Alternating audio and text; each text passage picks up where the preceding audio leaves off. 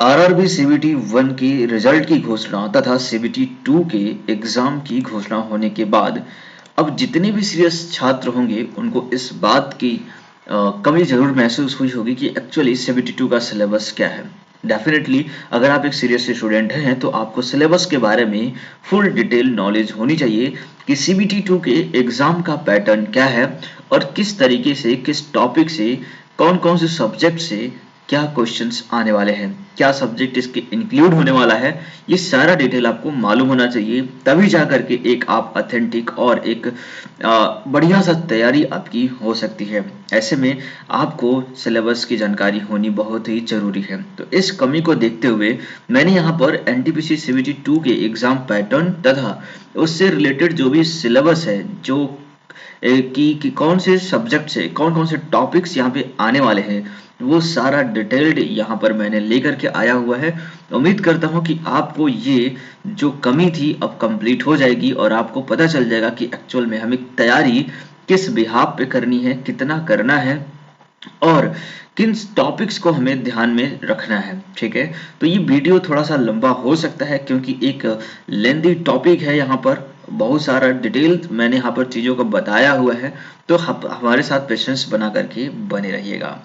बता दूं आपको कि ये जो नोटिफिकेशन था वो रिलीज हुआ था अभी हाल ही में, जिसमें आपको बताया गया था कि 15 जनवरी को सीबीटी 1 का रिजल्ट जो है वो आ जाएगा और फरवरी 14 से 18 तक टेंटेटिव डेट है जिसमें सीबीटी 2 के एग्जाम होने के लिए बताया गया है। तो ऐसे में देखा जाए तो आपके पास अब ज़्यादा समय भी नहीं है, एग्ज़ाम काफ़ी नज़दीक आ चुका है।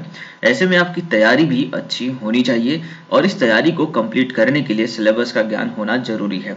बीच में आपको ये बताऊंगा कि आपकी जो तैयारी है वो कहाँ से आप कर सकते हैं, किस तरह की वीडियोस आपको देखनी चाहिए और किस तरीके से आपको तैयारी करनी चाहिए, ये सब कुछ मैं इस वीडियो में दिखाऊंगा, जिसकी वजह से आपके जो मार्क्स हैं वो एक अच्छा गेन कर पाओगे आप लोग और एक अच्छा स्कोर गेन कर पाओगे। ठीक है, तो चलिए शुरुआत करते हैं, देखते हैं कि क्या है सिलेबस। ठीक है, चलिए तो पहले मैं आपको दिखाऊं यहाँ पर कि आरआरबी एनटीपीसी में चयन प्रक्रिया क्या है, मतलब किस तरीके से यहाँ पर आपका चयन होता है, ये भी आपकी नॉलेज होनी चाहिए। तो देखिए चयन प्रक्रिया में सबसे पहला जो कि प्रीलिम्स यानी कि सीबीटी 1 का एग्जाम था जो कि आप ऑलरेडी दे रखे हैं, उसका मार्क्स भी बताया जा चुका है आपको, साथ में अभी 15 जनवरी को उसका रिजल्ट आ जाएगा। तो ये एग्जाम आपने ऑलरेडी दे रखा है। अब आता है सेकेंड स्टेज यानी कि सीबीटी 2, जिसे यहाँ पर मेंस एग्जाम के रूप में कंसिडर किया गया है। तो सीबीटी 2 एग्जाम भी फरवरी में हो जाएगा, ये यहाँ पर बताया जा रहा है। ठीक है, चलिए तो इसके बाद देखिए ये दोनों एग्जाम मेन है। अच्छा एक चीज और बता दूं कि सीबीटी 1 का जो एग्जाम है, एग्जाम में जो रिजल्ट आया आपका, जो भी मार्क्स आपको मिलेंगे वो आपको अगले वाले एग्जाम में इंक्लूड नहीं किया जाएगा। ठीक है, ये बस आपका एक तरीके से क्वालिफाइंग है। ठीक है, अब यहाँ पे सेकेंड स्टेज आता है सीबीटी 2 के जो मार्क्स होते हैं वो आपको जॉब दिलाने में काफी ज्यादा हेल्पफुल होंगे, इसलिए इस वाले एग्जाम में काफी अच्छा स्कोर करने की जरूरत है। तो सीबीटी 2 का एग्जाम होने के बाद अब आता है टाइपिंग टेस्ट, स्किल टेस्ट जिसे बोलेंगे, लेकिन ये सबके लिए नहीं है। जो भी टाइपिंग कम कलर की जो पोस्ट होती है उन सभी पोस्टों के लिए टाइपिंग टेस्ट है। इसके बाद डॉक्यूमेंट वेरिफिकेशन सबके लिए है। इसके बाद मेडिकल एग्जामिनेशन होगा। ठीक है, तब जाकर के आपका फाइनल सिलेक्शन यहाँ पे होगा। तो ये सारे प्रोसीजर्स हैं, चयन प्रक्रियाएं हैं जिनको कंप्लीट करके ही आप फाइनल सिलेक्शन ले सकते हैं। अब हम बात करते हैं एनटीपीसी सीबीटी 2 के या फिर एनटीपीसी की चयन प्रक्रिया पर। इसमें आपको बता दूं कि पहले आप ये जानिए कि सीबीटी 1 का जो एग्जाम हुआ था उसमें क्या पैटर्न था। देखिए सीबीटी 1 के एग्जाम में ये पैटर्न था कि जनरल अवेयरनेस से 40 क्वेश्चन पूछे गए थे, मैथ से 30, जनरल इंटेलिजेंस यानी कि रीजनिंग से 30 और इस तरीके से कुल 100 क्वेश्चन पूछे गए थे 100 नंबर के। ठीक है, जिसके लिए आपको 90 मिनट का समय मिला था। ये तो था सीबीटी 1 का जो आपकी ऑलरेडी दे चुके हैं। लेकिन अब हम बात करते हैं सीबीटी 2 की परीक्षा पैटर्न की। देखिए ये आपके लिए इंपॉर्टेंट है और वो सीबीटी 1 से थोड़ा सा डिफरेंट है। हालांकि सब्जेक्ट जो है वो सेम ही है, लेकिन उनमें नंबर ऑफ क्वेश्चन थोड़े से अलग कर दिए गए हैं। इसमें क्या है कि जनरल अवेयरनेस से आपको यहाँ पर 50 क्वेश्चन पूछे जाएंगे, है ना, 50, वहां पे कितने थे, 40 थे। ठीक है, ये आप समझिए। इसके बाद मैथ से यहाँ पे 35, वहां भी 35 था। और जनरल वहां पे 30 था, ठीक है ना, ये आपको ध्यान में रखना है कि सीबीटी 1 में आपने इसको 30 दिया था और जनरल इंटेलिजेंस में अपने यहाँ पे 35 है सीबीटी 2 में, और सीबीटी 1 में भी 30 था। तो यहाँ पर कुल 100 प्रश्न हो रहे थे, ठीक है। और अब यहाँ पर सीबीटी 2 में आपको 120 प्रश्न मिलेंगे 120 नंबर की। लेकिन यहाँ पर समय की देखी जाए तो समय 90 मिनट वहां पर भी था और 90 मिनट का समय यहाँ पर भी है, यानी कि 1.5 घंटे का टाइम यहाँ पर भी आपको मिलने वाला है। तो इस हिसाब से देखा जाए तो नंबर ऑफ क्वेश्चंस यहाँ पे बढ़ा दिए गए हैं, जबकि समय सीमित रखा गया है, यानी कि यहाँ पर आपको क्वेश्चन को थोड़े फास्ट करना होगा। जिस तरीके से सीबीटी 1 में आपने एग्जाम दिया था काफी इजी तरीके से, क्योंकि 190 मिनट में 100 क्वेश्चन करना कोई बहुत बड़ी बात नहीं होती है, उसमें से भी ज्यादातर क्वेश्चन जो थे वो जी के सही रहते हैं। तो यहाँ पर भी ऐसा ही कुछ है। यहाँ पर आप देखेंगे कि जो सबसे ज्यादा वेटेज है वो जनरल अवेयरनेस का ही है, 50 क्वेश्चन, ठीक है। बाकी की जो 70 क्वेश्चन है वो मैथ्स और रीजनिंग से है। तो कुल मिलाकर देखा जाए तो हमारा जो सबसे ज्यादा फोकस होना चाहिए वो जनरल अवेयरनेस पे होना चाहिए, क्योंकि मैथ उतना ज्यादा डिफिकल्ट यहाँ पे पूछा नहीं जाता है और रीजनिंग भी काफी ज्यादा आसान होती है, थोड़ी सी मॉडरेट आप कह सकते हैं। क्योंकि सीबीटी 2 है तो सीबीटी 1 के कंपैरिजन में थोड़ा सा मॉडरेट यहाँ पर आने वाला है। तो ऐसे में आपको ज्यादातर जो फोकस है आपको जनरल अवेयरनेस पे करना चाहिए, क्योंकि ये 50 नंबर अकेले कैरी करता है। और इसीलिए मैंने यहाँ पे जनरल अवेयरनेस की जो सिलेबस है उसको डिटेल में आपको यहाँ पे समझाया है ना। चलिए आगे देखते हैं जो भी सब्जेक्ट्स हैं और उनके जो टॉपिक्स हैं, कौन कौन से किस किस सब्जेक्ट से कौन कौन से टॉपिक्स आने वाले हैं आपके सिलेबस में, यहाँ पर मैं उसको बता रहा हूँ। देखिए सबसे पहले हम बात करेंगे जनरल अवेयरनेस की, जहां से आपको 50 नंबर मिलने वाले हैं, ठीक है। इसमें जो है करंट इवेंट जो कि काफी ज्यादा इंपॉर्टेंट है, करंट इवेंट्स। और क्योंकि पिछली बार जब सीबीटी 1 का एग्जाम हुआ था तो उसमें करंट इवेंट से जो क्वेश्चन पूछे गए थे थोड़े से घुमा फिरा के पूछे गए थे, तो ऐसे में इन सभी का डिटेल आंसर आपको पता होना चाहिए। तो करंट इवेंट में आपको नेशनल और इंटरनेशनल जो भी इंपॉर्टेंस है वो सारी डिटेल्स आपको यहाँ पे पूछी जाएगी, जिसमें monuments and places of India से पूछा जा सकता है, गेम्स एंड स्पोर्ट्स से आते ही हैं, आर्ट एंड कल्चर हो गया, Indian literature, Indian polity, governance, constitution, political system, general science, life science से जो कि 10th तक के सिलेबस से पूछा जाएगा, हिस्ट्री ऑफ इंडिया और फ्रीडम स्ट्रगल से संबंधित प्रश्न यहाँ पे पूछे जाएंगे। इसके अलावा United Nation and other important world organization जैसे WTO हो गया, WHO हो गया, यूनेस्को हो गया, तो इस तरीके से जो भी वर्ल्ड फेमस जो ऑर्गेनाइजेशंस हैं जो काफी ज्यादा इंपॉर्टेंट रोल प्ले करती हैं, दुनिया भर में हमेशा चर्चे में रहती हैं, ऐसे ऑर्गेनाइजेशन से संबंधित जो भी क्वेश्चन बन सकते हैं, जैसे उनके हेडक्वार्टर, उनके चीफ ऑफ जो भी चीफ होते हैं, है ना, उनकी जो वर्किंग प्रोफाइल होती है, उनका एस्टैब्लिशमेंट होता है, इस तरीके से क्वेश्चन कई सारे पूछे जा सकते हैं। फिजिकल सोशियोलॉजी, एक चीज और बता दूं कि ये जितने भी टॉपिक्स मैं आपको बता रहा हूँ इनकी तैयारी कहाँ से करनी है मैं आपको इस वीडियो में बताने वाला हूँ, इसलिए आप जरूर लास्ट तक देखिएगा। देखिए फिजिकल, सोशल और economical geography of India and world से क्वेश्चन आएंगे, साथ में general scientific and technological development including space and nuclear program, यानी कि जो भी साइंटिफिक इन्वेंशंस होते हैं, जो भी न्यूक्लियर प्रोग्राम इंडिया में चलाए गए हैं, उनके द्वारा जो भी डेवलपमेंट हुई है उन सभी चीजों के बारे में, जैसे कि इसरो के द्वारा जो भी, DRDO के द्वारा जो भी कार्यक्रम किए जाते हैं, इनके जो भी सैटेलाइट लॉन्च होती है, इनके जो भी स्पेस क्राफ्ट जो लॉन्च होते हैं, उन सभी से रिलेटेड जो क्वेश्चन है वो पूछे जाएंगे। एनवायरमेंटल इशू में कंसर्निंग इंडिया एंड वर्ल्ड, यानी कि दुनिया भर में जो भी पर्यावरण से संबंधित जो समस्याएं हैं, पर्यावरण को लेकर के किस तरीके डायलॉग्स हुए हैं, क्या गवर्नमेंट के बीच में बातें हुई हैं, उनके लिए कोई भी जैसे पर्यावरण दिवस मनाया गया तो उसके ऊपर क्या बातें हुई, उसका थीम क्या था, तो इस तरह से रिलेटेड क्वेश्चन यहाँ पे पूछे जाएंगे। बेसिक ऑफ कंप्यूटर्स, कंप्यूटर से संबंधित कुछ प्रश्न पूछे जा सकते हैं, जैसे शॉर्टकट कीज हो गया, किसी एप्लीकेशंस के बारे में, है ना, किसी वायरस या प्रोग्राम्स के बारे में आपसे क्वेश्चन यहाँ पे पूछा जाएगा। एब्रीविएशन मतलब फुल फॉर्म्स वगैरह पूछा जाएगा, जैसे सीडीएस का भी हाल ही में निधन हुआ तो सीडीएस का फुल फॉर्म क्या होता है, तो इस तरीके से एब्रीविएशन से संबंधित प्रश्न पूछे जाएंगे। इसके अलावा transport system in India, Indian economy, है ना, भारतीय अर्थव्यवस्था से संबंधित प्रश्न पूछे जाएंगे। सरकारों के जो फ्लैगशिप प्रोग्राम्स होते हैं, जैसे कि मोदी गवर्नमेंट के द्वारा कई सारे प्रोग्राम्स यहाँ पे चलाए गए हैं, जिसमें जीवन ज्योति बीमा योजना होगी, महिलाओं के लिए या फिर बेटी बचाओ बेटी पढ़ाओ अभियान जो हो गया, ऐसे कई सारे अभियान जो है गवर्नमेंट के द्वारा चलाई जाती हैं। लेटेस्ट में जो भी अभियान चर्चाओं में रहते हैं उनसे संबंधित ये प्रश्न पूछे जाते हैं, या फिर कुछ ऐसे अभियान जो काफी ज्यादा चर्चा में रहा हो। इसके अलावा flora and fauna of India, यानी कि फ्लोरा एंड फ्यूना यानी कि जानवरों और पेड़ पौधों से संबंधित, वनस्पतियों से संबंधित, जैसे कि उनके साइंटिफिक नेम क्या होते हैं, तो साइंटिफिक नेम से संबंधित प्रश्न यहाँ पे पूछे जा सकते हैं। फेमस पर्सनालिटीज ऑफ इंडिया, है ना, दुनिया भर में और भारत में जो भी फेमस लोग हैं, सेलिब्रिटीज हैं, लीडर्स नेता लोग हैं, या कोई प्लेयर्स है जो भी काफी ज्यादा फेमस रहा हो, यानी कि कुछ अवार्ड उसको मिला हो इंटरनेशनली, जैसे कि अभी के टाइम पर आपने देखा था हरनान संधू, जिनको मिस यूनिवर्स का खिताब मिला अभी फिलहाल में, तो ये काफी ज्यादा अभी चर्चा बटोर रखी है। तो ऐसे फेमस पर्सनालिटी से संबंधित प्रश्न पूछे जा सकते हैं। इसके अलावा important government and public sector organization of India, है ना, तो भारत में जो भी पब्लिक सेक्टर ऑर्गेनाइजेशन है, जैसे कि टिस्को हो गया, है ना, रिलायंस कंपनी हो गई, इस तरह से जो भी बड़ी सेक्टर, टाटा वगैरह हो गया, तो इनकी इस्टेब्लिशमेंट, इनके वर्किंग प्रोफाइल और साथ में इनके जो भी ब्रांड एम्बेसडर है, इनके जो चीफ हैं, सीईओ हैं, इससे रिलेटेड क्वेश्चन पूछे जाते हैं। जैसे आपने देखा होगा कि कई बार पूछा जाता है गूगल का सीईओ कौन है, यूट्यूब का सीईओ कौन है ना, फेसबुक का सीईओ कौन है, तो इस तरीके से संबंधित प्रश्न पूछे जाते हैं, जो आपने कई बार एग्जामों में देखा होगा।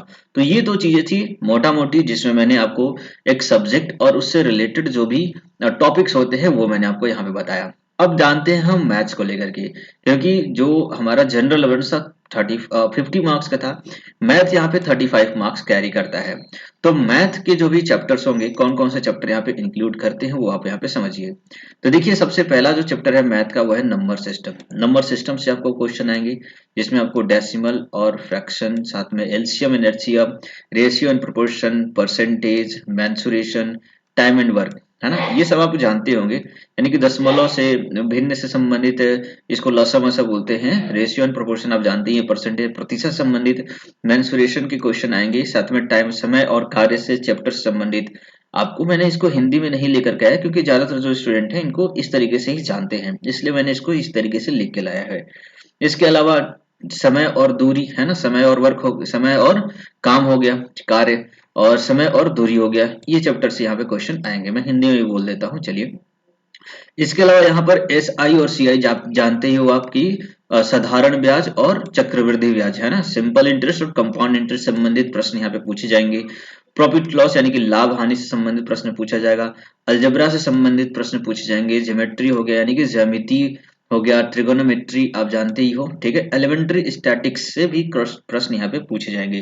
तो ये सारे चैप्टर्स है। आपको बता दूं कि इन चैप्टर्स की स्क्रीनशॉट आप चाहो तो ले सकते हो, अन्यथा इसका पीडीएफ मैं जो है अपने टेलीग्राम पेज पे डाल दूंगा। टेलीग्राम का मैंने लिंक डिस्क्रिप्शन में दे रखा है, उससे मेरे टेलीग्राम पेज पे आप ज्वाइन करिए। ये पूरी पीडीएफ मैं आपको वहां पे दे दूंगा, जिससे कि आपको आसानी होगी इन सभी चीजों को नोट डाउन करने में। ठीक है, चलिए आगे देखते हैं जनरल इंटेलिजेंसी एंड रीजनिंग, यानी कि रीजनिंग से संबंधित कौन कौन से टॉपिक्स यहाँ पे पूछे जाने वाले हैं। 35 मार्क्स ये भी कैरी करता है इक्वली टू द मैथ। तो यहाँ पर भी जो टॉपिक्स हैं, देखिए टॉपिक्स को ध्यान में रखकर ही आप पढ़ाई करिए, क्योंकि सिर्फ इतने ही टॉपिक्स रीजनिंग में नहीं होते, बहुत सारे टॉपिक्स ऐसे हैं जो यहाँ पे नहीं पूछे जाएंगे, तो आप उनको पढ़कर करोगे क्या। ठीक है, इसलिए जो भी टॉपिक्स दिए जा रहे हैं यहाँ पर, उन्हीं टॉपिक के ऊपर काफी अच्छी नॉलेज रखिए, काफी अच्छी प्रैक्टिस करिए, तब जाकर के आपको सफलता मिलेगी। ठीक है, तो देखिए यहाँ पर मैथमेटिकल ऑपरेशन, जैसे आपने देखा होगा कि इस तरीके से सिंबल लगा दिया जाता है, इसको मान लीजिए बोला गया प्लस, ठीक है, अगर वो स्मॉलर देन का लगा दिया तो इसको मान लीजिए बोला गया माइनस। तो इस तरीके से सिंबल्स लगा करके प्लस माइनस डिनोट किया जाता है, और उसको सॉल्व करना होता है। सिमिलैरिटीज एंड डिफरेंसेज आपने बताया कि कई सारे फिगर्स बना दिए जाते हैं, और उन फिगर में बताया जाता है कि कौन सा अलग है। रिलेशनशिप, जिसमें आपकी देखते होगी मामा का भाई भांजा, इस तरीके से संबंधित जो प्रश्न होते हैं, वो ए बी का फादर है, बी उसकी मदर है, तो उसके बीच में क्या रिलेशन है, संबंध है, इस तरीके से प्रश्न पूछे जाते हैं। एनालॉजी से संबंधित प्रश्न यहाँ पे पूछे जाएंगे आपको। साथ में analytical reasoning, syllogism, data sufficiency से भी प्रश्न यहाँ पे पूछा जाएगा। ठीक है, तो इतने इंपॉर्टेंट टॉपिक्स हैं जो आपको ध्यान में रखना चाहिए। ठीक है, इसके अलावा और कौन कौन से टॉपिक्स हैं, जैसे कि स्टेटमेंट एंड कंक्लूजन, जैसे कथन और निष्कर्ष। ठीक है, कथन और निष्कर्ष संबंधित प्रश्न पूछे जाएंगे, डिसीजन मेकिंग से संबंधित प्रश्न पूछे जाएंगे, मैप्स जिसमें आप देखते हो कि कोई है जिसका फेस ईस्ट में है यानी कि पूरब में है, फिर वो 10 मीटर चला, फिर बाएं मुड़ा, फिर दाहिने मुड़ा, ऐसे करके जो प्रश्न पूछे जाते हैं वो कोडिंग डिकोडिंग में आप जानते ही हो कि ए को एक कुछ नाम दिया जाता है, उसके अलग कोडिंग दी जाती है। तो ऐसे कोडिंग डिकोडिंग से संबंधित प्रश्न पूछे जाएंगे। जंबल्स हो गया, वेन डायग्राम जिसमें आप बताते हो फिगर से संबंधित जो कुछ प्रश्न आ जाते हैं, ठीक है। तो इस तरीके से टॉपिक्स यहाँ पे रीजनिंग से आने वाले हैं। पजल भी यहाँ पे इंक्लूड किया गया है, इसीलिए आप इसको ध्यान में रखिए। और इसके साथ इंटरप्रिटेशन ऑफ ग्राफ्स, तो ग्राफ से संबंधित प्रश्न यहाँ पे पूछा जाएगा। तो काफी एक तरीके से देखा जाए तो सीबीटी 2 का जो सिलेबस है सीबीटी 1 के लगभग उतना ही है, बट थोड़ा बहुत कुछ टॉपिक्स है जो अलग भी हैं, ठीक है। तो ये टॉपिक्स इतने सारे हैं कि इनको पढ़ना काफी कम टाइम में बहुत ही डिफिकल्ट हुआ, क्योंकि बहुत सारे समय से आपने ऑलरेडी तैयारी कर रखी है। तो आपको बस यहाँ पे रिवीजन करने की जरूरत है, इन चीजों को एक बार रिवाइज करके अब प्रैक्टिस में लगने की जरूरत है, क्योंकि अब आपके पास ज्यादा समय नहीं है। तो बस प्रैक्टिस करिए और इन सभी चीजों को एक बार ओरली आप इनको देख लीजिए, ठीक है। तो ये सिलेबस हो गए। इसके अलावा अगर हम एंशियंट हिस्ट्री ऑफ इंडिया की बात करते हैं, है ना, क्योंकि हिस्ट्री से संबंधित प्रश्न पूछे जाएंगे, तो इसमें कौन कौन से चैप्टर्स हैं जो आपको यहाँ पे पढ़ना चाहिए। देखिए, इसमें प्री हिस्ट्री पीरियड है ना, पूर्व ऐतिहासिक जो काल था उसको, हड़प्पा सिविलाइजेशन की बात करते हैं, कई बार इससे संबंधित प्रश्न पूछे ही जाते हैं। वैदिक पीरियड से संबंधित प्रश्न पूछा जाता है। महाजनपद जो भी हैं, जैसे हमने 16 महाजनपदों की बात की है, तो उन महाजनपदों में मगध जो है वो सबसे ज्यादा इंपॉर्टेंट होता है, इसके बारे में आप पढ़िए। इसके अलावा रिलीजियस रेवोल्यूशन यानी कि इस्लाम धर्म का शुरुआत कब हुई, सिख धर्म, बौद्धिज्म और जैनिज्म, इन सभी धर्मों का जो शुरुआत हुआ, किसने किया, कैसे किया, इंडिया में इसका ओरिजिनेशन कैसे हुआ, इन सभी से संबंधित प्रश्न आपसे पूछे जाते हैं। इसके अलावा देखिए, जो भी एम्पायर्स हैं इंडिया में काफी फेमस, जैसे कि मौर्यन एम्पायर हो गया, मौर्य साम्राज्य हो गया, संगम युग हो गया, गुप्ता पीरियड्स यानी गुप्ता एम्पायर, गुप्ता साम्राज्य, इससे संबंधित प्रश्न पूछा जाएगा। गुप्ता पीरियड, वर्धाना डायनेस्टी से संबंधित प्रश्न आपसे प्रश्न पूछे जाएंगे। और इंडिया आफ्टर हर्षा, हर्ष के बाद, जो कि अशोक के बाद जब हर्ष आए थे, तो उनसे संबंधित यहाँ पे प्रश्न पूछे जाएंगे। अशोक के पीरियड के टाइम पीरियड के भी क्वेश्चन बहुत सारे पूछे जाते हैं। तो ये जितने भी एज और एम्पायर्स हैं, इनसे रिलेटेड प्रश्नों को पूछा जाएगा। तो ये आप इनको तैयारी में रखिए, ठीक है। अब बात करते हैं मेडिवल हिस्ट्री ऑफ इंडिया की। तो देखिए, मेडिवल हिस्ट्री यानी कि मध्य भारतीय इतिहास, देखो इतिहास जो है वो भारतीय इतिहास से संबंधित ही पूछा जाएगा, वर्ल्ड का नहीं पूछा जाएगा। ज्योग्राफी में दुनिया की भी ज्योग्राफी पूछी जाती है। तो यहाँ पे अगर हम मध्यकालीन इतिहास की बात करें, तो इसमें आप राजपूत युग, है ना, सल्तनत पीरियड जो भी था, विजयनगर साम्राज्य, है ना, सूफी भक्ति मूवमेंट, जो भी भक्ति मूवमेंट हुए थे, है ना, जिसमें सूफी मूवमेंट भी हुआ था, इन सभी मूवमेंट से संबंधित प्रश्न पूछे जा सकते हैं। मुगल एम्पायर से संबंधित प्रश्न जरूर पूछा जाता है एग्जाम में, काफी ज्यादा इंपॉर्टेंट है। मराठा साम्राज्य से भी प्रश्न पूछे जाते हैं, क्योंकि शिवाजी के टाइम के पीरियड में मराठा साम्राज्य जो था वो काफी ऊंचाइयों को हासिल कर रहा था। तो ऐसे में उनसे रिलेटेड जो प्रश्न होते हैं वो काफी टाइम पूछे जाते हैं, ठीक है। यूरोपियंस जो भारत में आए, उन कौन कौन आया, पहले ब्रिटिश आया, पुर्तगाली आए, डच आए, कौन आया, किसने कहाँ पर सबसे पहले अपना इंडस्ट्री लगाया, उनका डेवलपमेंट कैसे हुआ, सारी चीजें आप जो यूरोपियंस के द्वारा यहाँ पर की गई उससे संबंधित प्रश्न पूछे जाते हैं। तो ये हो गया मिडेवल हिस्ट्री ऑफ इंडिया। अब आगे देखते हैं मॉडर्न हिस्ट्री यानी आधुनिक भारत का इतिहास। काफी ज्यादा इंपॉर्टेंट है और सबसे ज्यादा प्रश्न यहीं से पूछा जाता है कि आधुनिक भारत के इतिहास में किस तरह की घटनाएं घटी थी। तो देखिए, आधुनिक भारत के इतिहास में एक्सपेंशन ऑफ ब्रिटिश पावर, है ना, ब्रिटिश जब यहाँ पे आए तो उनका किस तरीके से यहाँ पर उनकी पावर गेन हुई, किस तरीके से उन्होंने अपना विस्तार किया, प्रजाओं को किस तरीके से जीता, कई सारे कॉलोनीज बनाई, उनसे संबंधित जो भी प्रश्न होते हैं वो यहाँ पे पूछे जाएंगे। इसके अलावा उनके ब्रिटिश के रूल के द्वारा हमारी इकोनॉमी पे कितना असर हुआ, ठीक है, जो भी मूवमेंट चलाए गए थे 19 टू 20 सेंचुरी, है ना, यानी कि 1885 से लेकर जो भारत का पहला मूवमेंट था, जिसे फर्स्ट स्वतंत्रता संग्राम बोला जाता है 1857 का, उससे लेकर के 1947 तक भारत में जो भी मूवमेंट्स हुए, जो भी गांधी जी के द्वारा मूवमेंट चलाए गए, सुभाष चंद्र बोस के द्वारा चलाए गए, भगत सिंह द्वारा आंदोलन जो किए गए, इन सभी आंदोलन संबंधित प्रश्न यहाँ पे पूछा जाएगा। 1857 की अलग टॉपिक्स है, ये भी पूछी जाती है कई बार और ये काफी ज्यादा इंपॉर्टेंट है। इसके अलावा आपने देखे होंगे कि कांग्रेस का डिवीजन हुआ था, जिसमें मॉडरेट और एक्सट्रीमिस्ट यानी कि नरम दल और गरम दल का जो डिवीजन हुआ था, उससे उस टॉपिक से रिलेटेड यहाँ पे प्रश्न पूछा जाएगा। इंडियन नेशनल मूवमेंट, भारत के जो भी आंदोलन हुए थे, है ना, गांधीयन एरा और गांधी जी के द्वारा चलाए गए जितने भी आंदोलन थे, चाहे चंपारण सत्याग्रह हो, खेड़ा सत्याग्रह हो, मिल मजदूरों की सहायता के लिए जो उन्होंने सत्याग्रह किया था, इसके अलावा जो भी असहयोग आंदोलन चलाया था, नमक कानून आंदोलन चलाया था, ये सभी जो आंदोलन है काफी ज्यादा इंपॉर्टेंट है। उनके द्वारा जो भी नेगोशिएशन की बात की, चाहे गांधी इरविन समझौता हो, पूना पैक्ट हो, ये सारे संबंधित जो प्रश्न होते हैं वो यहाँ पर पूछे जाते हैं। इन टॉपिक्स के ऊपर आप जरूर अपनी पकड़ बनाइए, ठीक है। और भारत के द्वारा जब इंडिपेंडेंस की लिया गया 1947 में, तो उस टाइम पर भारत की क्या स्थिति थी, किस तरीके से पाकिस्तान का डिवीजन हुआ, गांधी और जिन्ना के बीच में जो भी नेगोशिएशन हुए, जो भी जवाहरलाल नेहरू, सरदार वल्लभ भाई पटेल के बीच में जो नेगोशिएशंस हुआ, इसके अलावा माउंटबेटन योजनाएं क्या थी, इससे संबंधित जो प्रश्न हैं कई बार परीक्षा में पूछे जाते हैं। ये सारे टॉपिक जो है वो काफी ज्यादा इंपॉर्टेंट है हिस्ट्री में। अब बात करते हैं राज्य व्यवस्था की, है ना। राज्य व्यवस्था यानी कि पॉलिटिकल साइंस जो हमारा है, पॉलिटी से संबंधित प्रश्न कौन कौन से यहाँ पे पूछे जा सकते हैं। तो देखिए, यहाँ पर सबसे पहली बात है इवेल्युएशन ऑफ इंडियन कॉन्स्टिट्यूशन, है ना। भारतीय जो भी संविधान है उसका निर्माण कैसे हुआ, जैसे बताया जाता है कि तो भारतीय संविधान को किस तरीके से यहाँ पर बनाया गया, उसमें कौन कौन सी जो भी लीडर्स थे उन्होंने अपना किस तरीके से योगदान दिया, इस तरीके से यहाँ पर प्रश्न पूछे जाएंगे। कितना समय लगा, कब इसको अडॉप्ट किया गया, कब इसको लागू किया गया, है ना, ये सारे क्वेश्चन यहाँ पे पूछे जाएंगे। इसके अलावा कौन कौन से सोर्सेज, यानी कि दुनिया भर के, हमारे जो भारत का संविधान है वो बहुत ही बड़ा है, और बड़ा होने का रीजन ये है कि हमने दुनिया भर के जितनी भी अच्छी बातें थी, दुनिया भर के जो भी देश थे, उन सभी देशों में जितने भी अच्छी अच्छी नियम कानून थे उनको हमने अडॉप्ट किया। जैसे हमने अमेरिका से लिया, ब्रिटेन से लिया, जापान से लिया, फ्रांस से लिया, इसके अलावा ऑस्ट्रेलिया से लिया। नए नए कानून जो भी बने थे वहां पर, जो भी इम्प्लीमेंट हो सकते थे हमारे इंडिया में भी, ऐसे कानूनों को हमने अपने संविधान में शामिल किया। तो वो कौन से कानून कहाँ कहाँ से लिए गए हैं, इसके बारे में प्रश्न पूछे जाएंगे। आर्टिकल्स बहुत ज्यादा इंपॉर्टेंट होते हैं हमारे संविधान में, जिसकी वजह से आपको पता चलता है कि कौन से आर्टिकल में कौन सी बात कही गई है। जैसे आप फंडामेंटल राइट्स की बात करें, यानी कि मूलभूत अधिकारों की बात करें, तो आर्टिकल 14 से लेकर के 35 तक है, ठीक है। तो ऐसे में इन सभी आर्टिकल्स में कौन कौन सी बातें लिखी गई हैं हमारे भारतीय संविधान में, उससे संबंधित प्रश्न पूछे जाएंगे।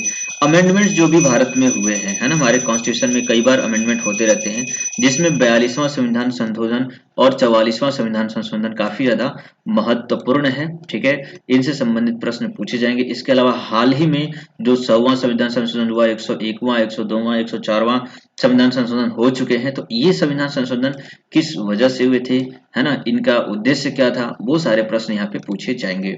सब special feature of Indian constitution, भारतीय संविधान की क्या कुछ खासियत है, इसके बारे में आपसे प्रश्न पूछा जाएगा। Unitary features of the Indian union, unitary features union union का मतलब होता है कि भारतीय एकात्मकता की जो बात कही जाती है कि भारत में अनेकता में एकता है, इससे संबंधित जो भी प्रश्न है ये पूछे जाते हैं, ठीक है।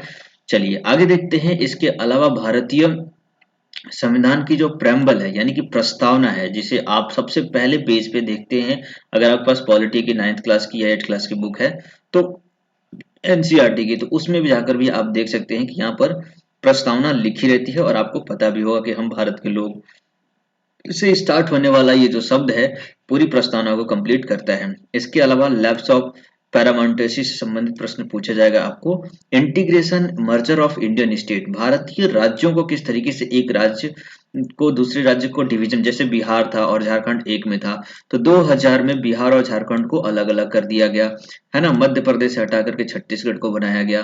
तो इस तरीके से राज्यों का जो डिवीजन हुआ है, कब हुआ है ना, तो क्या किस डेट में हुआ है, क्या वजहें थी, किस आधार पे किया गया, ये सारे डिटेल्स आपको पढ़नी चाहिए, ठीक है। इसके अलावा unions and it's territory, Bharat में अभी जो धारा 370 को हटा करके कश्मीर को बनाया गया एक यूनियन टेरिटरी और लद्दाख को, तो ये प्रश्न काफी ज्यादा इंपॉर्टेंट हो जाता है। धारा 370 क्या है, किसी राज्य को अगर अलग करना है या फिर उसके एक यूनियन टेरिटरी बनाना या परमानेंट स्टेट बनाना है, तो किस तरीके से हम बना सकते हैं, ये सारे इंपॉर्टेंट क्वेश्चन यहाँ पे पूछे जा सकते हैं।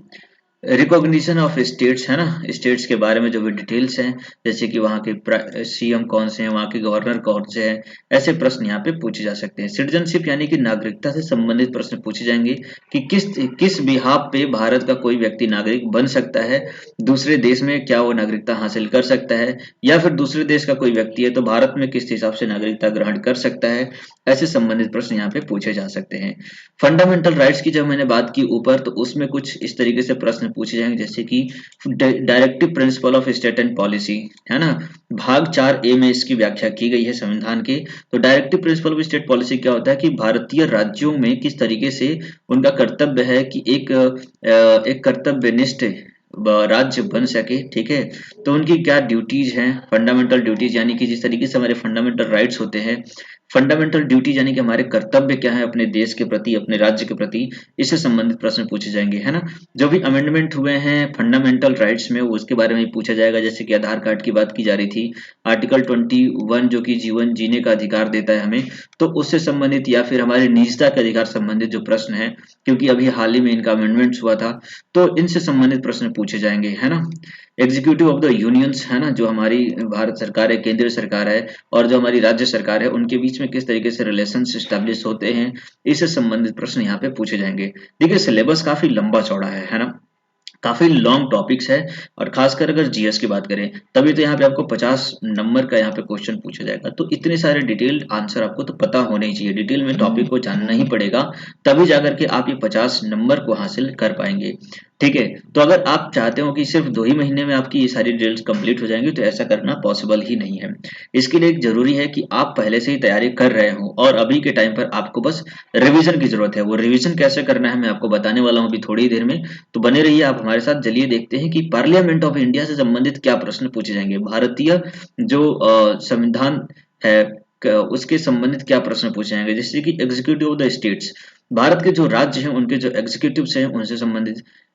JNK यानी कि जम्मू एंड कश्मीर के लिए जो स्पेशल प्रोविजन था उसको हटा दिया गया, उससे संबंधित प्रश्न। हमारे भारत में पंचायती राज सिस्टम चलता है, म्यूनिसिपैलिटी चलती है शहरों में, यानी कि जो भी पंचायतें हैं, म्यूनिसिपल्स हैं, म्यूनिसिपल कॉर्पोरेशंस हैं जो कि शहरों में हैं, नगर निगम है, इससे संबंधित जो आर्टिकल्स होते हैं काफी ज्यादा इंपॉर्टेंट होते हैं, उनसे प्रश्न पूछे। भारत का जो सुप्रीम कोर्ट है, जो कि सेकंड पिलर ऑफ इंडिया बोला जाएगा, है ना, जो जुडिशरीज है जिसमें कि high court, supreme court, state court, session courts, इनसे संबंधित जो भी अमेंडमेंट्स होते हैं, जो भी इनके वर्क होते हैं, वो सारे डिटेल्स यहाँ पे पूछे जाते हैं, ठीक है। जो भी कमीशंस होते हैं, जैसे फाइनेंस कमीशन हो गया, प्लानिंग कमीशन हो गया, ठीक है। इसके अलावा national development council, national integration council, inter state relations, है ना, इससे संबंधित जो महत्वपूर्ण आर्टिकल्स होते हैं, इनके में जो भी इनके चेयरमैन होते हैं, इनसे रिलेटेड जो भी अमेंडमेंट्स होते हैं, वो सारे प्रश्न यहाँ पे पूछे जाते हैं।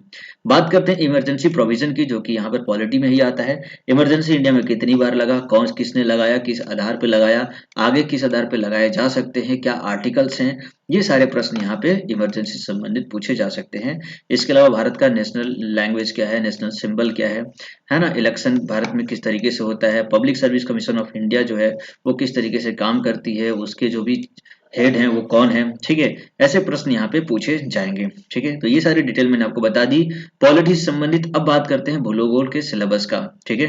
तो देखिए भूगोल में जो है वो भारतीय और विश्व के भूगोल पूछे जाते हैं, तो जिसमें आप पढ़ते हैं देखिए सोलर सिस्टम हो गया, यानी कि जो भी सौर मंडल हो गया, इससे संबंधित प्रश्न पूछे जाएंगे। भारत दुनिया भर में जो भी कॉन्टिनेंट है, यानी कि महाद्वीप, महासागर, इससे संबंधित प्रश्न पूछे जाएंगे। बायोस्फीयर, लिथोस्फीयर, हाइड्रोस्फीयर, है ना, इससे संबंधित ये सारे जो सिलेबस है वो क्लास 9-10 तक के ही हैं, है ना। आपने देखा होगा छोटे बच्चों के क्लास में भी इन सभी चीजों के बारे में पढ़ाया जाता है, हालांकि आपको थोड़ी सी डिटेल में यहाँ पे नॉलेज होनी चाहिए इससे रिलेटेड। जो भी लैटिट्यूड लॉन्गिट्यूड है, यानी कि देशांतर और अक्षांशीय जो रेखाएं होती हैं धरती पर, उससे संबंधित प्रश्न पूछा जाएगा। हीट जोन की बात की गई है अर्थ पे, यानी कि दुनिया अर्थ पे कहीं कहीं पे बहुत ज्यादा ठंडी है, कहीं बहुत ज्यादा गर्मी है, ये किन कारणों से होती है, अर्थ का जो तापमान है वो किस तरह से मेंटेन रहता है ना। इंटरनेशनल डेट लाइन होती है जो, जैसे कि हम IST की बात करते हैं, इंडियन स्टैंडर्ड टाइम, जो भारत की डेट लाइन है।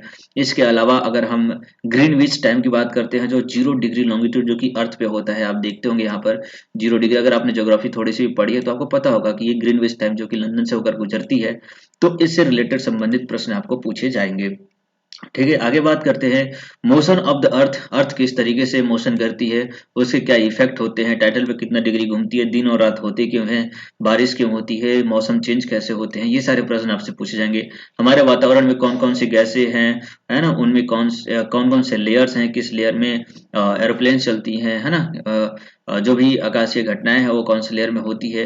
तो हमारे एटमॉस्फेयर संबंधित प्रश्न पूछे जाते हैं। वेदर और क्लाइमेट संबंधित प्रश्न पूछे जाएंगे, जैसे भारत के क्लाइमेट कैसे है, मानसूनी क्लाइमेट है, मानसून आने का रीजन क्या है ना। एटमॉस्फेरिक प्रेशर जो भी वातावरणीय दबाव होता है धरती पर, वो किस तरीके से पड़ता है, ऊंचाई बढ़ने के साथ उसके अंदर किस तरीके से चेंजेस आती हैं, ये सारा डिटेल यहाँ पे आपसे पूछा जाएगा। बाकी जो अर्थ है, अर्थ का जो स्ट्रक्चर है वो किस तरीके से बना हुआ है, भूपर पट्टी कैसी है, कोर कैसा है, मैग्मा लावा किस तरीके से फूटते हैं, ज्वालामुखी क्यों आती है, धरती पे भूकंप क्यों आता है, इससे संबंधित जो प्रश्न है काफी ज्यादा पूछे जाते हैं। तो ये सारे इंपॉर्टेंट टॉपिक्स जो है मैंने आपको यहाँ पे बता दिया। बाकी सारी चीजें हैं, बहुत सारी चीजें हैं, है ना, सारी चीजों को मैं पढ़ के नहीं बता सकता यहाँ पे क्योंकि बहुत ज्यादा लंबा वीडियो होने वाला है अभी। तो इसलिए मैं आपको बता दूं कि ये सारे जो डिटेल्स हैं आप खुद भी पढ़ लीजिएगा। ठीक है, मैंने यहाँ पे बहुत सारे फैक्ट्स आपको बता दिए। देखिए इंडियन फैक्ट्स जो हैं, जैसे कि state and there Capitals, population of India, है ना, भारतीय राज्यों की जो जनसंख्या है, वाइल्ड लाइफ सेंचुरी, भारत में नेशनल पार्क कौन कौन से हैं, है ना, ये राष्ट्रीय उद्यान से संबंधित प्रश्न हैं, जो भी पावर प्रोजेक्ट्स हैं, इंडियन सैटेलाइट्स हैं, इससे संबंधित प्रश्न कई बार परीक्षाओं में हमेशा ही पूछे जाते हैं एक्चुअली। तो ये सारे प्रश्न आपसे पूछे जाएंगे। इसके अलावा एशिया का इंट्रोडक्शन पूछा जाएगा, एशिया में जो भी देश हैं उनसे जो भारत के साथ जो भी बाउंड्री शेयर करते हैं, भारत के साथ जो भी रिलेशन स्टैब्लिश करते हैं, इंडिया और चाइना के बीच में जो भी नेगोशिएशन हुआ है, जो भी उनके बीच में जो भी क्लासेस हुए हैं, उससे संबंधित प्रश्न पूछे जाएंगे यहाँ पर। तो काफी ज्यादा इंपॉर्टेंट होता है दुनिया और देश के बारे में जानना ज्योग्राफी के हिसाब से। इसके अलावा दुनिया भर की जो भी भारत में जो भी नदियों के साइड में बसे हुए जो शहर हैं, है ना, दुनिया भर के जो भी वंडर से आश्चर्यजनक जो चीजें हैं, दुनिया भर में जो भी कंट्रीज हैं उनके द्वारा जो भी इंडस्ट्रीज प्रोड्यूस की जाती हैं, इस तरह से संबंधित प्रश्न पूछे जाएंगे, है ना। तो काफी ज्यादा फेमस सिटी जो भारत में है, फेमस साइट्स जो दुनिया भर में है ना, इस तरीके से संबंधित प्रश्न जो हाल ही में न्यूज में रहे हैं, ऐसे प्रश्न यहाँ पे पूछ। देखिए क्या होता है कि ज्योग्राफी में उस तरह के भी प्रश्न पूछा जो करंट अफेयर से भी मिलता जुलता है। हाल ही में मोदी कहाँ विजिट किए, जैसे कि अभी काशी विश्वनाथ टेम्पल का इनॉग्रेशन किया गया, तो इस ये भी क्या है, एक फेमस साइट हो जाएगा और इससे संबंधित प्रश्न पूछा जाएगा। ठीक है, तो इन सभी चीजों को आपको ध्यान में रखना चाहिए। ठीक है, बाकी और भी टॉपिक्स हैं जिसमें आप देख सकते हैं कि continent, earth area, highest and lowest point, है ना, deepest ocean, mountain peaks, boundary lines, है ना, होमलैंड्स, इस तरह से संबंधित प्रश्न आपसे पूछ जाएंगे। ये सभी टॉपिक्स कहाँ से प्रिपेयर करना है मैं आपको बताने वाला हूँ।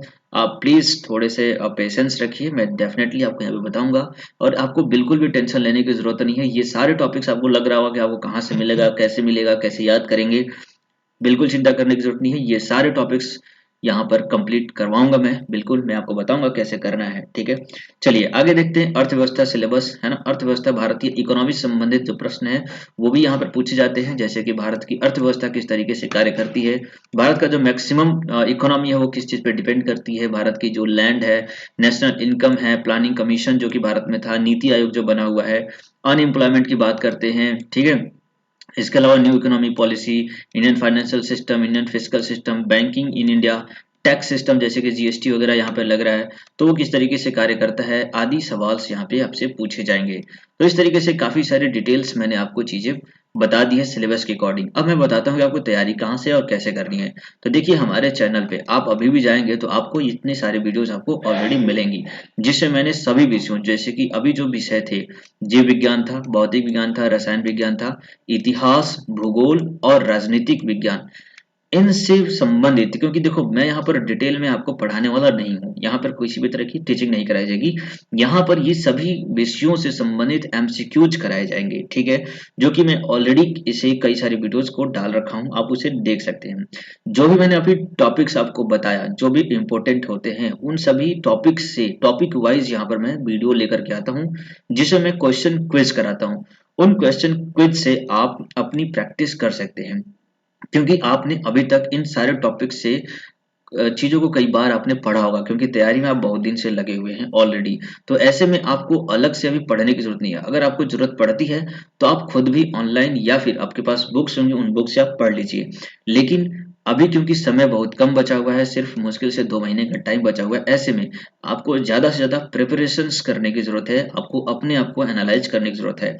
इसलिए आप इन वीडियोज़ पे आइए, इनके मैंने जो एमसीक्यूज़ यहाँ पे करा रखे हैं, इन एमसीक्यूज़ को सॉल्व करिए और चेक करिए कि आप यहाँ पे कितने प्रश्नों को सही कर पाते हैं। अगर आपने अच्छे खासे नंबर आते हैं तो डेफिनेटली आपकी तैयारी अच्छी है, और अगर आपके नंबर कम आते हैं तो भी आप इनकी प्रैक्टिस करिए रेगुलर, ताकि आपको नॉलेज हो जाए, ठीक है। और इसके अलावा जिन टॉपिक्स में आपको ज़्यादा प्रॉब्लम होती है, उस टॉपिक्स को आपको जाकर के पढ़िए, ठीक है। तो इस तरीके से आप अपने नॉलेज को बूस्टअप कर सकते हैं। तो यहाँ पर आपको बता दूं कि अगर आप इस तरीके से इन सभी चीज़ों से इंस्पायर होते हैं तो डेफिनेटली वीडियो आपको अच्छा लग रहा होगा, तो आप इसे जरूर लाइक भी करिए और अपने फ्रेंड के साथ शेयर करिए, तथा चैनल को सब्सक्राइब करिए, ताकि जो भी वीडियोस मैं यहाँ पे अपलोड करूँ आपको यहाँ पे प्रॉपर बेल आइकन दबा करके नोटिफिकेशन आपको मिलता रहेगा, ठीक है। तो ये सारी डिटेल्स है, आपने जानी समझी। उम्मीद करता हूँ कि वीडियो आपको अच्छे लग रहे होंगे, ठीक है। चलिए अब कुछ मैं भौतिकी विज्ञान से संबंधित, रसायन विज्ञान से संबंधित और जीव विज्ञान से संबंधित जो भी टॉपिक्स हैं, मैं वो भी यहाँ पे आपको बता देता हूँ। तो देखिए, भौतिक विज्ञान में आपको मोशन यानी कि गति से संबंधित प्रश्न पूछे जाएंगे, वर्क एनर्जी एंड पावर यानी कि कार्य, ऊर्जा और शक्ति से संबंधित प्रश्न पूछे जाएंगे, गुरुत्वाकर्षण हो गया, दबाव हो गया, फ्लोटेशन यानी कि जो भी उत्प्लावन बल होता है ना, सरफेस टेंशन, इससे संबंध इस ये टॉपिक्स हैं जो भौतिकी विज्ञान में आपसे पूछे जाएंगे। इन टॉपिक से रिलेटेड मैंने कई सारे वीडियोस ऑलरेडी बना रखे हैं, ठीक है। और आगे भी मैं इन सभी टॉपिक्स के ऊपर कई सारे एमसीक्यूज कराने वाला हूँ, तो मेरे साथ जरूर जुड़े रहिएगा। जैसे विस्कोसिटी हो गया, इलाज। अच्छा, दूसरी चीज, ये सारे टॉपिक्स में यहाँ पे इंग्लिश में लिखे हुए हैं, लेकिन मैं इन सभी का क्वेश्चन जो है वो हिंदी में ही कराता हूँ, ठीक है। इसलिए आपको किसी भी तरह की दिक्कत यहाँ पे नहीं होने वाली है, ठीक है। चलिए, तो हार्मोनिक मोशन हो गया, वेव हो गया, साउंड साउंड से संबंधित यानी कि ध्वनि, और गर्मी गर्मी हीट, गर्मी नहीं बोलते हैं, हीट को ताप बोलते हैं, ठीक है। यहाँ पे लाइट से संबंधित, इलेक्ट्रिसिटी, करंट इलेक्ट्रिसिटी, ठीक है। इसके अलावा magnetism, atomic nuclear physics, electronics, scientific instrument, invention जो भी आविष्कार हुए हैं, ठीक है, डिस्कवरी कौन कौन सी हुई है, मेजरमेंट से संबंधित प्रश्न, इसके अलावा जो भी यूनिटरी सिस्टम्स होती हैं उनसे संबंधित प्रश्न यहाँ पे पूछे जाएंगे। तो ये सारे डिटेल्स आंसर आपको पता होना चाहिए, और इनकी प्रैक्टिस अच्छी खासी करिए, हमारे साथ जुड़ करके आपकी तैयारी काफी अच्छी हो जाएगी। रसायन विज्ञान में बात करें तो रसायन विज्ञान में भी आपको एटॉमिक स्ट्रक्चर यानी कि परमाणु का संरचना से संबंधित जो भी क्लासिफिकेशन है, यानी कि जो भी पीरियोडिक टेबल आप पढ़ते हो, आवर्त सारणी, उससे संबंधित प्रश्न पूछे जाएंगे। रसायन विज्ञान में बॉन्डिंग कैसे होती है, oxidation, reduction, acid base and salt के बारे में पूछा है, मतलब अम्ल क्षार और अम्ल क्षार के बारे में पूछा जाएगा, behaviour of cases, electrolysis, carbonates, compounds, ठीक है। ये सारे इंपॉर्टेंट टॉपिक्स हैं, इससे प्रश्न पूछे जाएंगे। इसके अलावा जो भी फ्यूल्स होती है, मेटलर्जी होती है, जो भी फैक्ट्स होते हैं मेटल को लेकर के, नॉन मेटल को लेकर के, और जो भी कॉमन फैक्ट्स होते हो सकते हैं रसायन विज्ञान में, उससे संबंधित प्रश्न आपको यहाँ पे पूछे जाएंगे। आगे बात करते हैं जो कि आज का आखिरी है, जीव विज्ञान। जीव विज्ञान से कौन कौन से टॉपिक्स हैं जो आपके लिए इंपॉर्टेंट है, तो देखिए उसमें क्लासिफिकेशन ऑफ ऑर्गेनिज्म है ना, वर्गीकरण से संबंधित प्रश्न पूछा जाएगा, साइटोलॉजी, जेनेटिक्स, इसमें आप बॉटनी में आप देखो classification of plant kingdom, morphology, plant tissue, photosynthesis, plant hormones, है ना, डिजीज जो कि काफी ज्यादा इंपॉर्टेंट है, चाहे ह्यूमन डिजीज हो, प्लांट डिजीज हो, इससे रिलेटेड क्वेश्चन यहाँ पे पूछे जाते हैं। ह्यूमन ब्लड हो गया, है ना, इसके अलावा ह्यूमन बॉडी जो भी मानव शरीर है उसमें किस तरह के जो भी ऑर्गन्स हैं, उसमें किस तरह के बदलाव होते हैं, क्या कार्य होते हैं, न्यूट्रिशन और ह्यूमन डिजीज से संबंधित प्रश्न यहाँ पे पूछा जाएगा। जैसे आपने देखा होगा कि बैक्टीरिया से, वायरस से, या फिर जो भी प्रोटोजोआ होते हैं उससे संबंधित जो डिजीज इंसानों में होती है वो किस तरीके से होती है, क्या लक्षण होते हैं, ये सारे प्रश्न आपसे पूछे जाते हैं। तो इतने सारे डिटेल मैंने सिलेबस आपको बता दिया। कुछ स्टूडेंट के कुछ क्वेश्चंस थे जो कई बार पूछे गए थे, मैंने उनको भी यहाँ पे इंक्लूड किया है। जो हो सकता है आपका भी ये डाउट रहा हो तो आपको यहाँ पे आंसर मिल जाएगा, जैसे कि आरआरबी एनटीपीसी के सिलेबस के अंतर्गत कौन से विषय शामिल है। तो देखिए, विषय की बात करें तो सिर्फ 3 ही विषय हैं, गणित, सामान्य जागरूकता और सामान्य बुद्धितम एवं रीजनिंग, यानी कि गणित हो गया, जीके जीएस से संबंधित प्रश्न पूछे जाएंगे जो मैंने अभी सिलेबस में बता दिया आपको, और रीजनिंग से संबंधित प्रश्न पूछे जाएंगे। तो ये 3 ही विषय हैं, लेकिन सिलेबस काफी ज्यादा बड़ा है। इसमें नेगेटिव मार्किंग है या नहीं है, तो देखिए इसमें नेगेटिव मार्किंग है 1/3 की, यानी कि अगर आप 3 प्रश्न गलत करते हैं तो उसके लिए आपका 1 नंबर काट लिया जाएगा, ठीक है। आगे देखते हैं गणित खंड में महत्वपूर्ण टॉपिक्स क्या है। तो देखिए वो भी यहाँ पे मैंने कुछ इंपॉर्टेंट टॉपिक जो जिसके ऊपर सबसे ज्यादा ध्यान रखने की जरूरत है। तो उसमें देखिए नंबर सिस्टम यानी कि संख्या प्रणाली, रेशियो एंड प्रोपोर्शन, अनुपात एंड समानुपात, प्रतिशत यानी परसेंटेज, क्षेत्रमिति यानी मेंसुरेशन, समय और कार्य, वर्क एंड टाइम, समय और दूरी, टाइम एंड डिस्टेंस से संबंधित प्रश्न यहाँ पे पूछे जाएंगे। इसके अलावा सामान्य बुद्धिमत्ता यानी कि रीजनिंग में कौन कौन से प्रश्न पूछे जाएंगे। तो देखिए उसमें एनालॉजी हो गया, कोडिंग और डिकोडिंग हो गया, एनालिटिकल रीजनिंग हो गया, न्याय निगमन हो गया, है ना, गणितीय संक्रियाएं, संबंध आदि महत्वपूर्ण टॉपिक्स हैं, इससे संबंधित प्रश्न पूछा जाएगा। एनटीपीसी के सामान्य जागरूकता खंडों की बात करें, जिसमें कि जीके जीएस में किस तरीके से सिलेबस इंपॉर्टेंट होता है, कौन कौन से टॉपिक है। तो देखिए इतिहास हो गया, भूगोल हो गया, राज्य व्यवस्था, करंट के जो टॉपिक्स हैं, और इसके अलावा विज्ञान के जो भी विषय हैं, चाहे वो रसायन विज्ञान हो, भौतिकी विज्ञान हो या जीव विज्ञान हो, ये सारे टॉपिक्स जो हैं काफी ज्यादा इंपॉर्टेंट है। तो यहाँ पर मैंने आपको डिटेल्ड आंसर सभी प्रश्नों के दे दिए हैं। उम्मीद करता हूँ ये वीडियो आपको अच्छा लग रहा होगा, और यहाँ तक आपने अगर देखा है तो डेफिनेटली आपके लिए बहुत बहुत धन्यवाद। ठीक है, तो चलिए अब वीडियो को लाइक करने की बारी है। अभी तक नहीं किया है तो आप इसे लाइक कर दीजिए, और चैनल को जरूर सब्सक्राइब करिए, ताकि हमारी जो भी डिटेल वीडियोज हैं, एमसीक्यूज की जो वीडियोज हैं सभी विषयों से संबंधित, उन प्रश्नों को आप आसानी से कर सके, है ना, और आपको इसका नोटिफिकेशन मिल सके। ठीक है, इसके अलावा चैनल को शेयर भी करिए अपने फ्रेंड्स के साथ, सबके पास जाए इसका नोटिफिकेशन और सब लोग अच्छे से प्रिपरेशन कर सके। चलिए आज के लिए इतना ही रखते हैं। आज का दिन आपका शुभ रहे। जय हिंद, जय भारत।